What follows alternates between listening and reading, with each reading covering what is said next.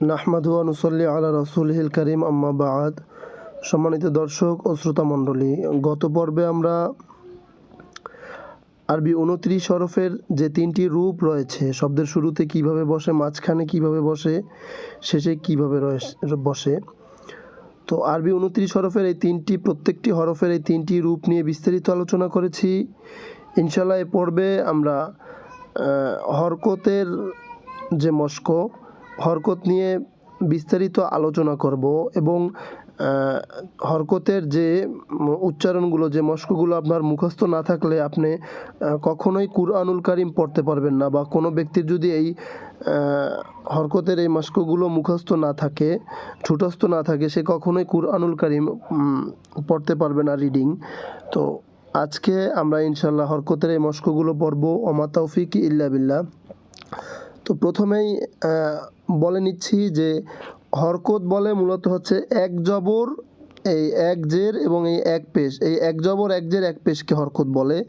জবর জের পেশ এর সাথে যে পরিচিত না, সে এখান থেকে জবর জের পেশের সাথে পরিচিতি লাভ করতে পারেন। যে দেখতে পাচ্ছেন এই আলিফের উপরে যে এই যেই আড়াআড়ি একটা টান দেখতে পাচ্ছেন, এই যে তীর চিহ্ন যেখানে আছে, এটা হচ্ছে জবর।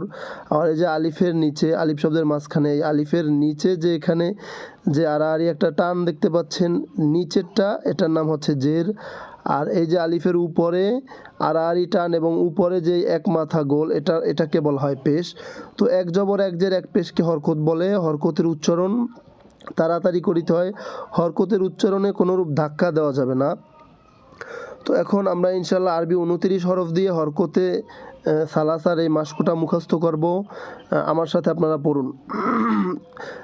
এই মাস্ক যদি আপনাদের মুখস্থ না থাকে তাহলে কিন্তু আপনারা কুরআনুল কারীম কখনোই রিডিং পড়তে পারবেন না। তো আমার সাথে পড়ুন।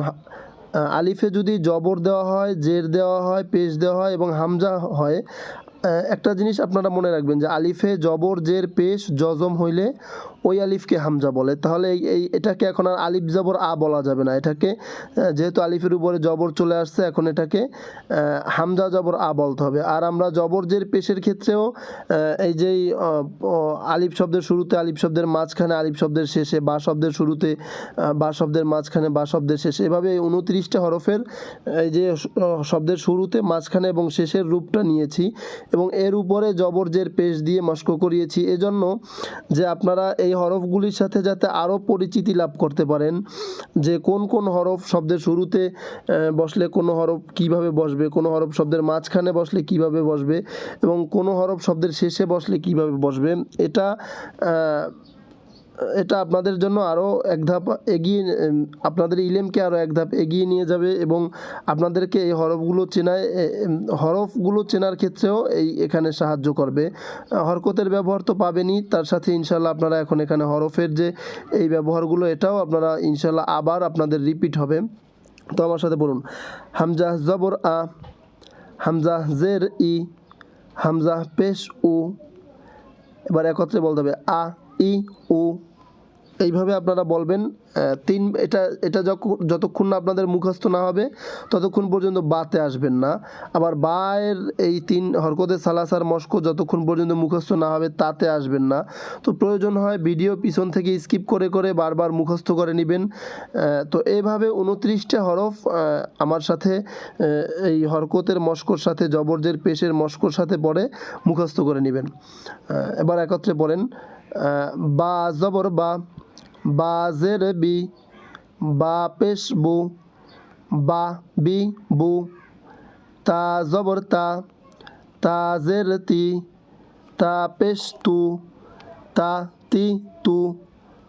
সা জবর সা, সা জের সি, সা পেশ সু, সা সি সু। জিম জবর যা, জিম জের জি, জিম পেশ জু, যা জি জু। হা জবর হা, হা জের হি, হা পেশ হু, হা হি হু।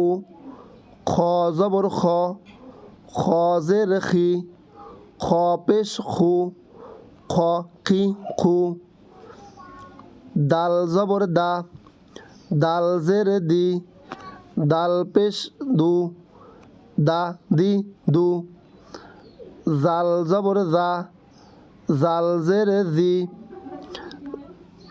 জাল পেশ জু, জা জি জু।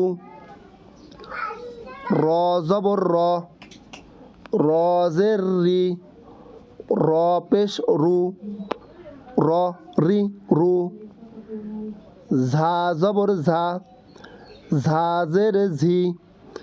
ঝা পেশ ঝু, ঝা ঝি ঝু। সিন জবর সা, সিন জের সি। সিন পেশ সু, সা সি সু।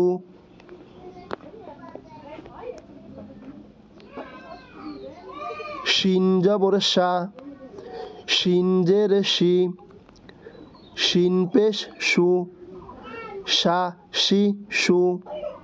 সদ জবর স, সদ জের সে। সদ পেশ সু, স সে সু। দদ জবর দ, দদ জের দি। দদ পেশ দু, দ দি দু। ত জবর ত, ত জের তি। ত পেশ তু, ত তি তু। র জবর র, র জের রি। র পেশ রু, র রি রু। আইন জবর আ, আইন জের ই। আইন পেশ উ, আ ই উ। গইন জবর গ, গইন জের গি। গইন পেশ গু, গ গি গু। ফা জবর ফা, ফা জের ফি। ফা পেশ ফু, ফা ফি ফু। কফ জবর ক, কফ জের কি। কফ পেশ কু, ক কি কু। কাফ জবর কা, কাফ জের কি। কাফ পেশ কু, কা কি কু। লাম জবর লা, লাম জের লি। লাম পেশ লু, লা লি লু।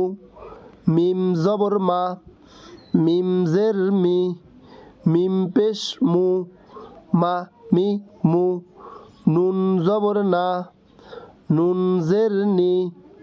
নুন পেশ নু, না নি নু। ওয়াও জবর ওয়া, ওয়াও জের উই।